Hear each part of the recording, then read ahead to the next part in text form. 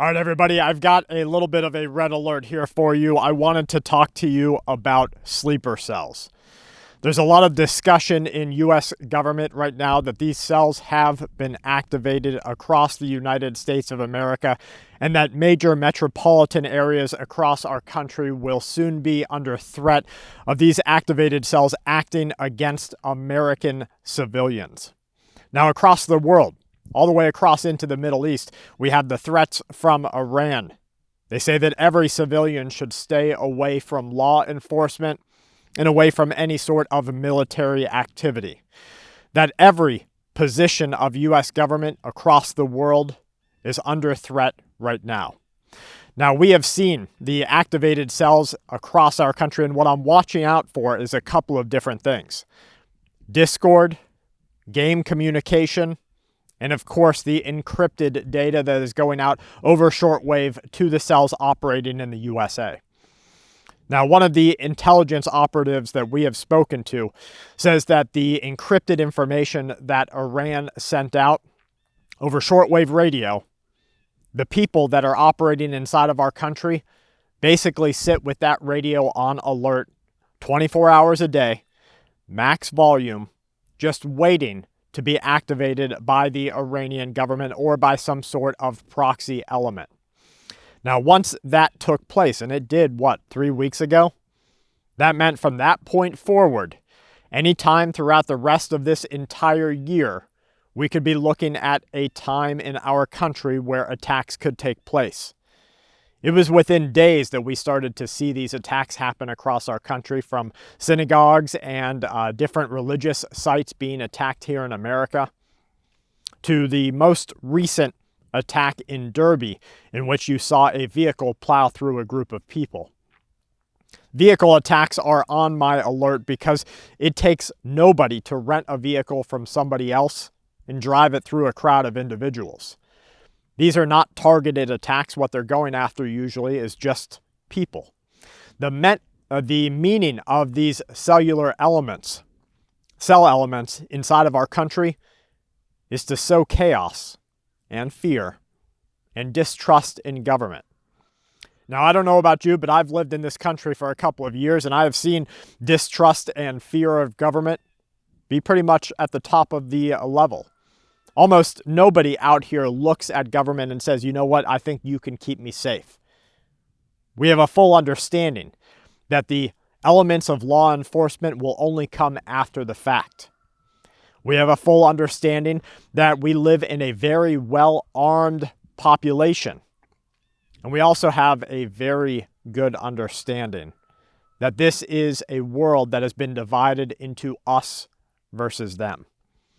Even while the government works to divide us, make us hate each other, they still live on another plateau.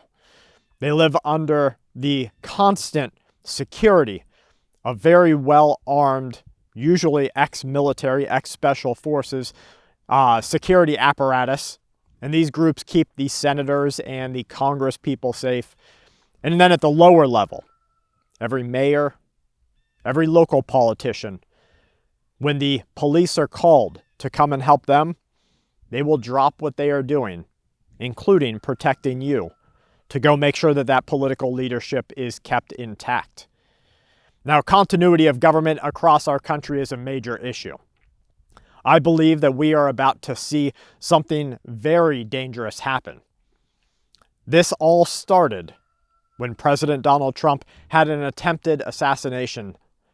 When they tried to take him out, it was pretty much balls to the wall, full go from that point until now.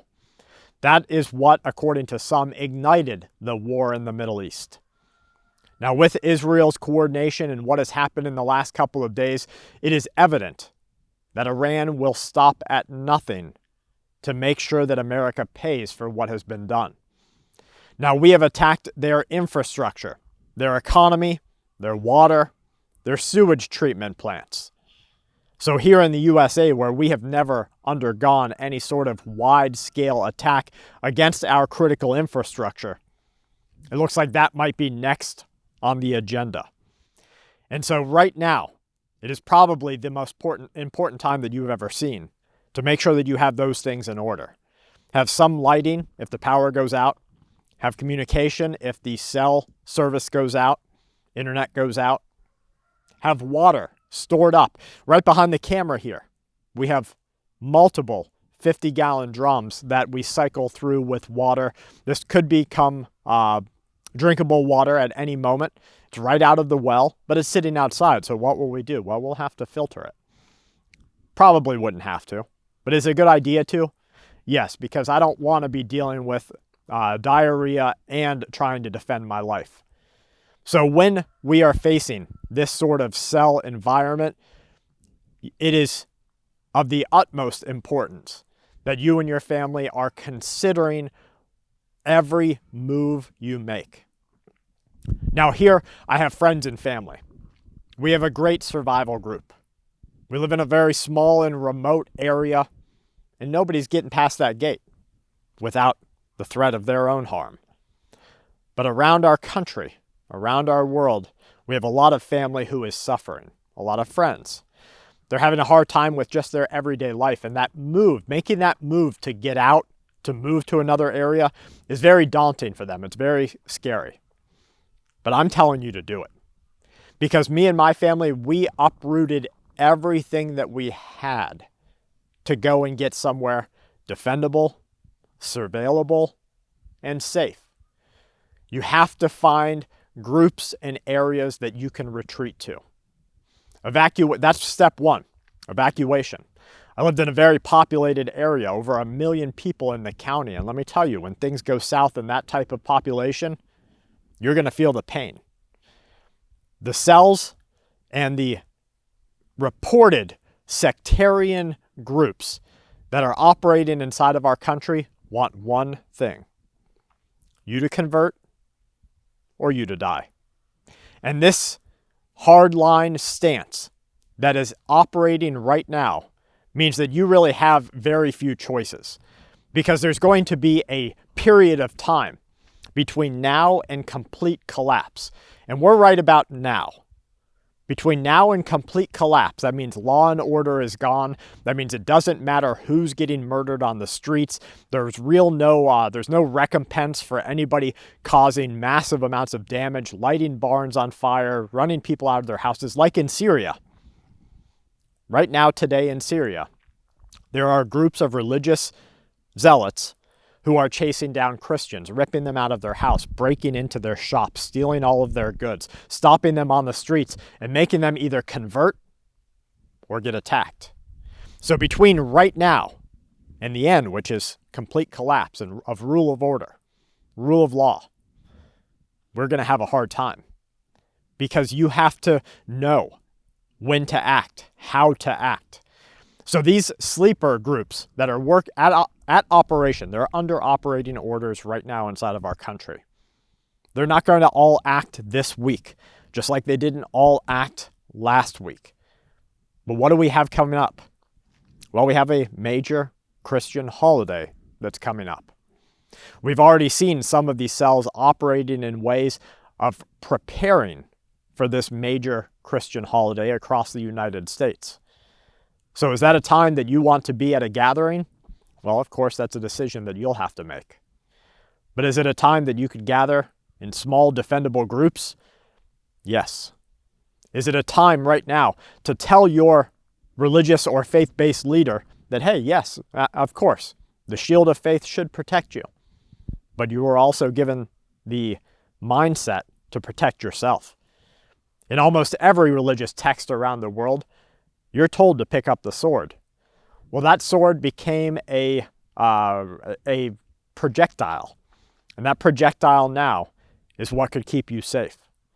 And so if these groups are operating with an understanding that they want to cause violence and cause chaos, you've got to start thinking like them. If you were deep into a country, very well assimilated into a nation, that means you're a banker, you might be a cop, you're part of the army. Like we just saw that army individual recently, that military service woman who said if she's given an order to attack a person of a Middle Eastern faith, she will not comply with that order. Well, that person is a threat to every other member of that group. And so the level of assimilation of the people who are operating inside of our country, who have a hatred for our country right now, is very high. You'll never consider the banker, the teller, the paramedic, the doctor, but they will act because they've been told to by their leadership, and they've been told to by their zealousy. So folks, these groups that are operating inside of our nation right now are probably one of the biggest day-to-day threats that you have to worry about. Yes, we have gas and diesel going absolutely through the roof. It's like $5.40 here to fill up my vehicle. And yes, we have a coming inflation crisis that's going to make everything that you do cost more. And no, a lot of people are not going to be able to handle it, and we're going to see more houselessness and more violence because of it. But for right now, it's the groups that are operating covertly that will act indiscriminately, and they are ready to act right now. We've had a lot of people on the channel say, well, who should I look out for? What should I look out for? It's not going to be who you think. Let me tell you that. It's going to be the people who were never considered to be a threat. They have fully indoctrinated and trained young women, older women. They have fully trained to act people who you would never consider. And so what you have to do is you have to go back to yourself. What can I keep safe today? Well, today I can keep safe my home, because I have surveillance outside. Today, while driving, I can keep safe my vehicle. I can make sure that I stay at least 4 vehicles away from the vehicle in front of me. When I come up to a stoplight or a stop sign, I can make sure I give a 2 to 3 vehicle width in between me, or breadth in between me and the vehicle in front of me. I can make sure that I stay on the outside lane so that I can always go over the curb and not get boxed in. Okay, now you can keep your vehicle safe. Well, what about your individual? What about yourself? While you're walking through these stores, which are targets, these stores are targets of future attacks. How do you keep yourself safe there? Well, you don't bunch up with the groups. If you're acting and operating as if we're already in a threat environment, your government calls it a wartime footing. Why won't you? So if you're already operating your day-to-day life in this war footing, in this wartime environment, should you really be just walking aimlessly through the store? Yes, you might need a couple of things. And yes, that might be worth it. The risk versus reward. That's how you have to operate your everyday life. But for everyone else, couldn't you do a pickup order? Curbside pickup? Well, some people right now are going to say, well, that's exactly what they want. 15-minute cities, you to lock down, travel as little as possible. And you might be right. But it comes down to what you're doing to operate safely for your family. Because at the end of the day, whether you're right or not, or they want lockdowns or they don't, they're not going to pay your bills if you're dead. They're not going to protect your wife or your children if you're not there. And you also have to operate under this quasi-different rule of order, where right now, if you act in defense of yourself, you're probably still going to go to jail tonight. So do you have in your purse or in your wallet the card or the contact information of a local self-defense lawyer? If you don't, you should. And do you know what to say if you do have to act in defense of self because you were in fear of your life? And do you know when to shut up? Because you should. And so you should operate every day right now, just like the government is, just like the FBI is, just like the CIA is, just like local paramedics and fire departments have been told to. We are at war. And so your job is to make sure that your family stays safe. Folks, I think we have a lot to cover in the next couple of days because there's a lot of big things happening behind the scenes. Thank you guys for being here with us and supporting my family. From my family to yours, please stay safe and keep watch.